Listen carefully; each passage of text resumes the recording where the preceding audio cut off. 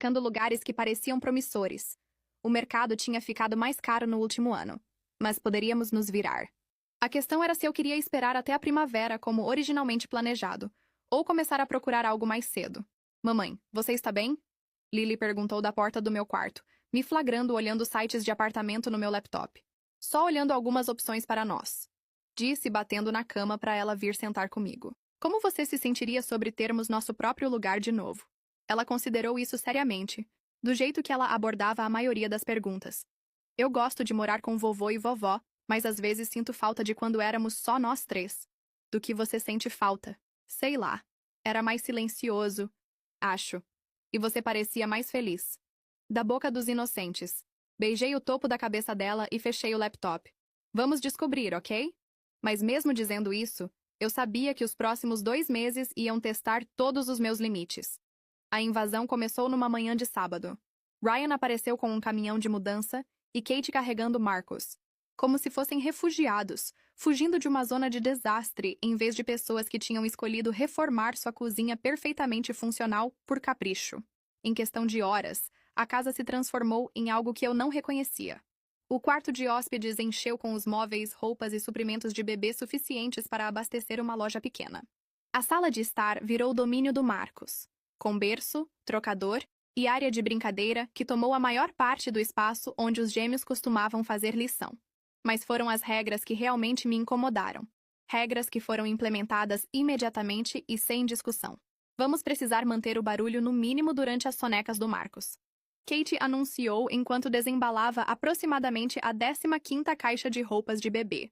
Ele é muito sensível a som, e o horário de sono dele é crucial para o desenvolvimento. Marcus cochilava 3 vezes por dia, por períodos variados que pareciam mudar baseados numa lógica misteriosa de bebê que só Kate conseguia interpretar. Também, provavelmente deveríamos guardar a maioria dos brinquedos na sala. Ela continuou, olhando os livros e materiais de arte dos gêmeos com óbvio desgosto. Bebês exploram tudo oralmente, e estou preocupada com riscos de asfixia. Na primeira semana, Lily e Owen tinham perdido acesso à maioria das áreas comuns da casa. Não podiam assistir televisão na sala, porque poderia acordar Marcus. Não podiam brincar na sala de estar, porque agora era o quarto dele. Não podiam fazer arte na mesa da cozinha, porque suprimentos de bebê cobriam todas as superfícies. Por que vocês não brincam nos seus quartos? Mamãe sugeriu alegremente quando Owen reclamou de estar entediado. Os quartos deles eram pequenos, feitos para dormir, não para o tipo de brincadeira ativa que crianças de 10 anos precisam. Mas apontar isso de alguma forma me fazia ser a pessoa irracional. A situação da televisão foi particularmente irritante. Os gêmeos sempre tinham permissão para assistir seus programas depois da lição terminada. Mas agora até esse prazer simples se tornou complicado. Poderiam abaixar isso? Kate gritava lá de cima mesmo quando o volume mal era audível. Marcus está tentando dormir. Ou Ryan entraria na sala e mudaria o canal sem perguntar, alegando que queria assistir o noticiário, deixando Lily e Owen o encarando confusos. Podemos terminar nosso programa? Lily perguntou educadamente numa noite. Isto é importante, Ryan respondeu, nem olhando para ela. Vocês podem assistir desenhos a qualquer hora. Observei os rostos dos meus filhos. Os vi aprendendo que seus desejos e necessidades eram menos importantes que qualquer capricho passageiro de adulto. Que seu conforto no que tinha sido sua casa por 2 anos agora era secundário ao horário de sono de um bebê e às preferências de televisão do tio. O ponto de ruptura veio quando mamãe anunciou que precisaríamos reorganizar os pertences dos gêmeos, porque Marcus estava ficando mais móvel e poderia mexer nas coisas. Mais móvel? Perguntei. Ele tem 6 meses. Mal consegue sentar. Kate diz que ele é muito avançado para a idade. Precisamos ser proativos sobre segurança. Então os materiais de arte dos gêmeos foram para prateleiras altas que eles não conseguiam alcançar sem ajuda. Seus livros foram realocados para os quartos para dar espaço para mais portões de segurança e equipamentos de segurança. Seus desenhos saíram da geladeira para dar espaço ao cronograma de alimentação do Marcus e lembretes de consultas médicas. Observei meus filhos se adaptarem a essas mudanças com uma graça que partiu meu coração. Eles não reclamaram, não fizeram birra, não exigiram seu território de volta. Apenas aceitaram silenciosamente que importavam menos, que suas necessidades eram menos importantes. Tudo bem, mamãe, Owen disse quando me desculpei por mais um plano cancelado porque Marcus estava tendo um dia difícil. A gente entende, mas eles não deveriam ter que entender. Eram crianças. E essa deveria ser a casa deles também. Naquela noite, peguei meu caderno de poupança e refiz as contas. Tínhamos o suficiente agora. Mais que suficiente, na verdade. Eu tinha estado poupando por 2 anos, e minha reserva financeira era maior do que jamais tinha sido. A pergunta não era mais se podíamos nos dar ao luxo de sair. A pergunta era se eu podia me dar ao luxo de ficar. O ponto de ruptura veio no início de abril, embora eu não o reconhecesse como tal na época. Owen estava lutando contra um resfriado de primavera que desencadeou sua asma, algo que ele lidava desde pequeno. Eu tinha ligado para renovar a prescrição na farmácia e estava me preparando para buscá-la quando papai me interceptou na cozinha. $47 por um inalador? Ele disse, segurando o papel da mensagem automática da farmácia. Parece excessivo. Tem certeza que ele realmente precisa da versão de marca? Eu o encarei incrédula. É o inalador de emergência dele, papai. A versão genérica não funciona tão bem para ele. E o médico prescreveu especificamente este. Mais $47. Ele repetiu, como se eu não tivesse ouvido na primeira vez. Talvez você devesse conversar com o médico sobre alternativas.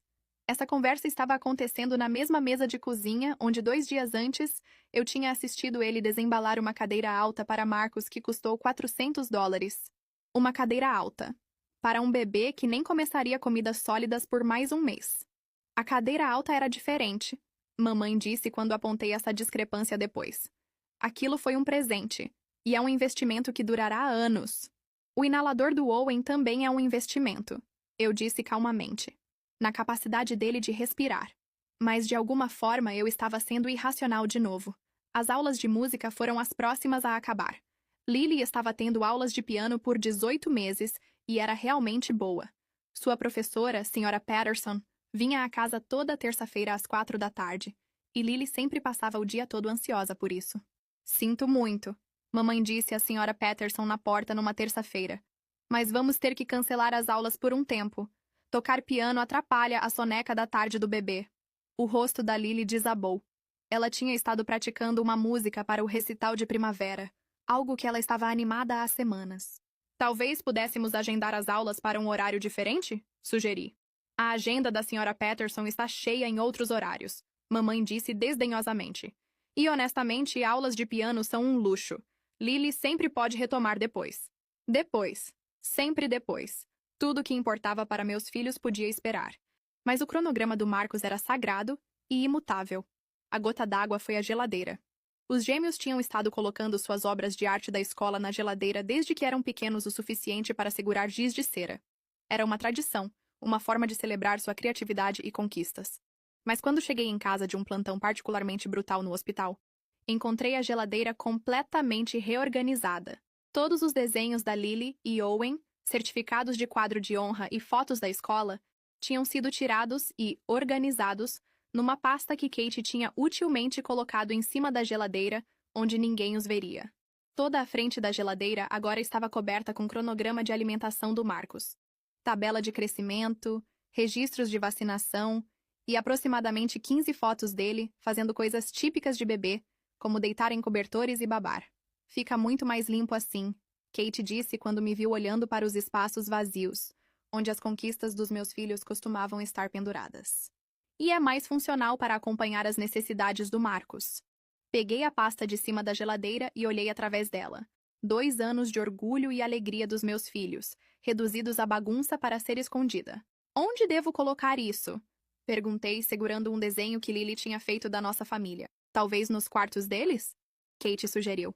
Ou você poderia começar um álbum de recortes? Naquela noite, enquanto todos dormiam, sentei na mesa da cozinha com meu laptop e comecei a procurar seriamente por propriedades para alugar. Não só navegando mais, mas realmente calculando contas e medindo móveis na cabeça, imaginando como arranjaríamos nossas coisas em espaços diferentes.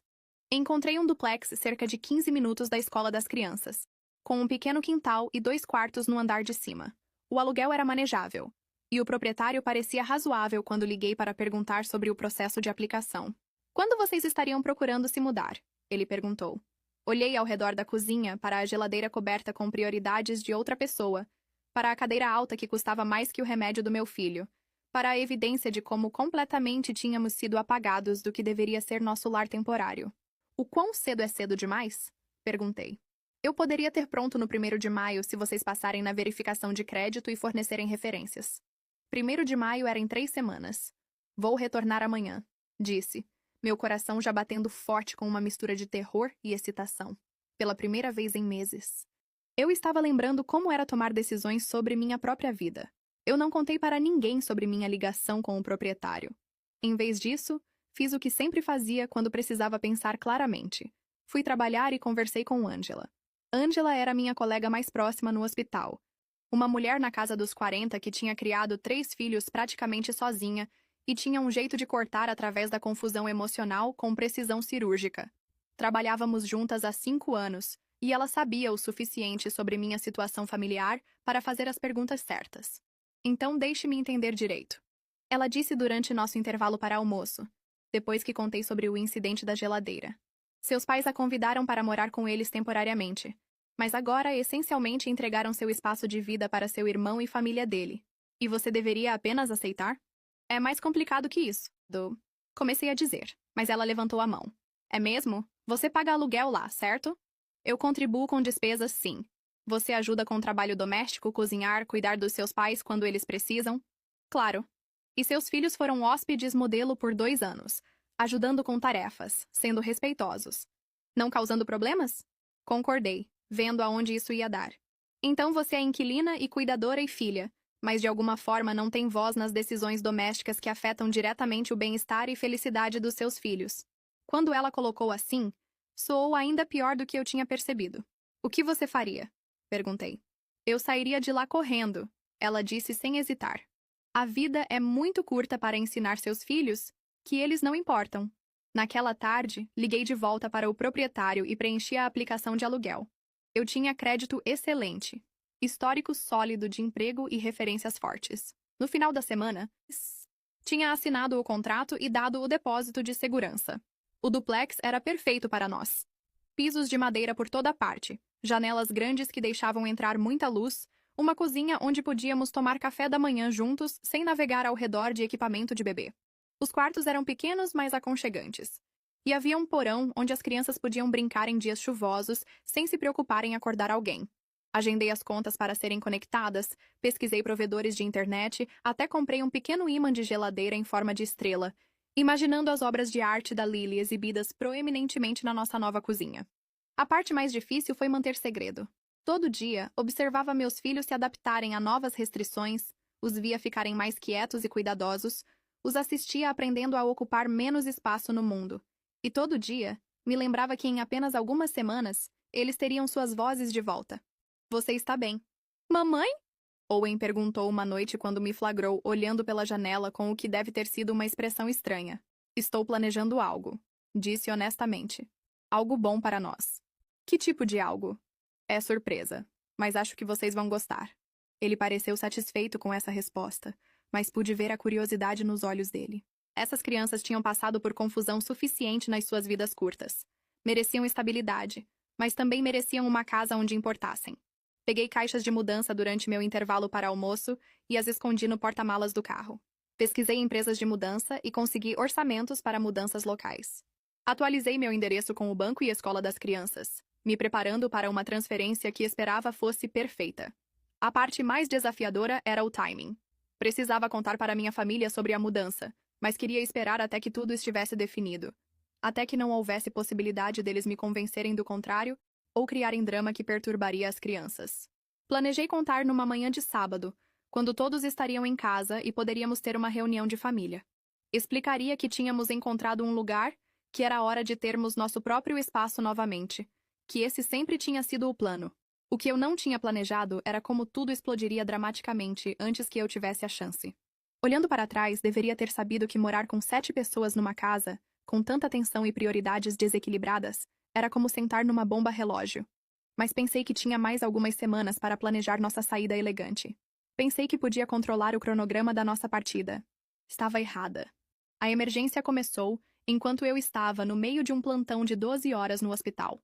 Era uma quinta-feira à tarde, e eu estava checando um paciente de 6 anos se recuperando de cirurgia de apendicite, quando meu telefone começou a vibrar com mensagens dos gêmeos. A primeira mensagem da Lily foi relativamente calma.